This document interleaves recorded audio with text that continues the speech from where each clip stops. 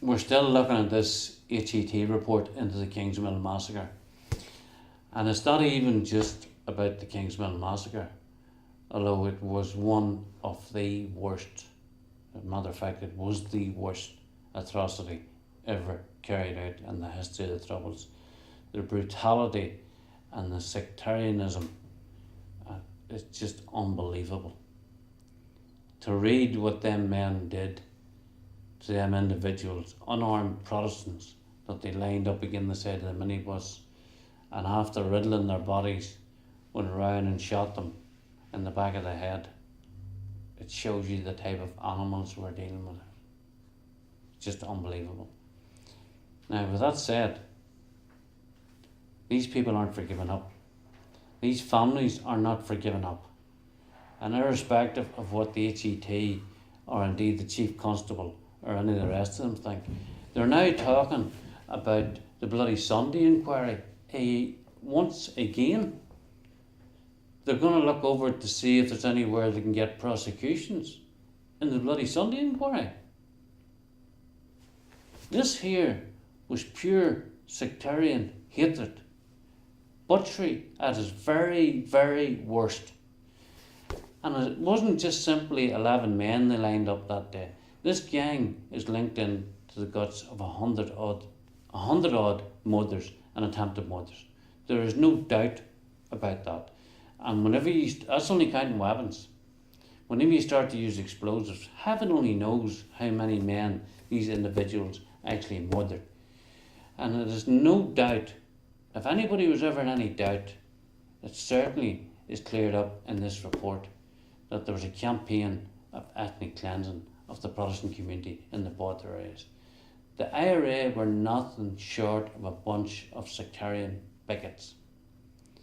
And I have made a commitment to the families that if HET don't carry this on, that there's not an investigation, a proper investigation, that at the very least, at the end of this, we will name them, we will shame them, we will tell exactly what part every individual played in this, no matter about the consequences. The HET say we can't do it, well, we can do it and we will do it. Now we have a situation where the very families who need the help and the assistance to try and get on with their lives and try and get them through what they come through over this last 35 years are being denied that help and assistance. They've been asked to make a choice. Do you want justice? Do you want your situation dealt with properly?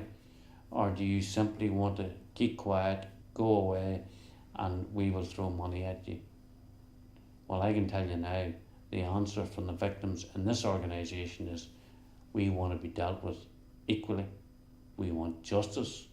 We want to be treated like human beings, not the way we were treated or our loved ones were treated on the road the night they massacred these people, or the day they took the individual and hung him from a tree after cutting his throat and stabbing him 37 times, or booby trapping his body after they had done that, or the way they treated certain individuals when they kidnapped them and tortured them by tying their arms behind their backs with barbed wire. These individuals that done this, and this is what we need to make clear here, not one individual who was actually arrested for something else ended up telling the whole story of Tullyvallen and numerous other murders. That is the only individual who was charged with these murders, not one other individual, and indeed a number of them were not even arrested, even though that the HET admit they know who they are. And they also admit that we can't arrest some of these individuals because they're now in another jurisdiction.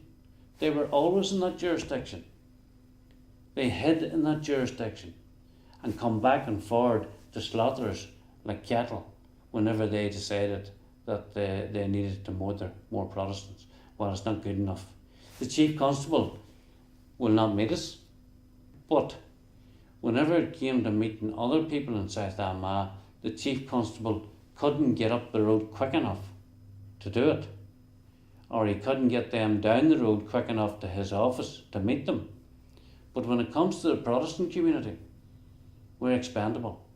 We're not even worth meeting to try and explain to us why justice is not being looked at in the cases of the Kingsmills, the Tully Vallons, the Willie Meeklums, the Joe McCulloughs, the Bertie Frazers, the Joe Porters.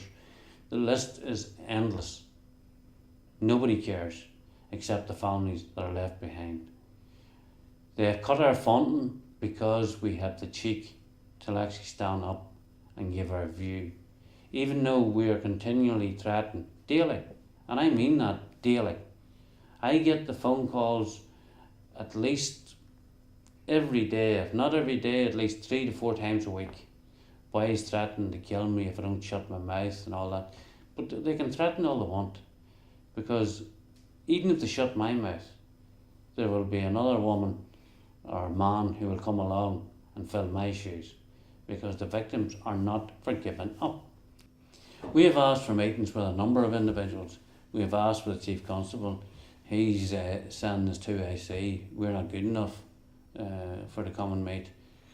We have asked for meetings with the Justice Minister. He still hasn't come back to us.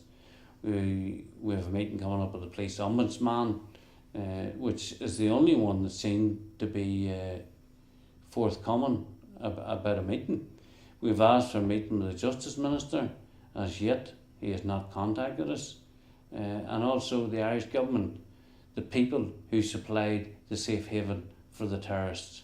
Not a safe house, a safe country. And the sooner people waking up to that fact that the Irish Government played a heavy role in protecting these terrorists.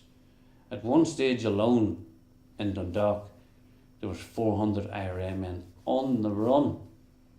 Not individuals who lived there from that area.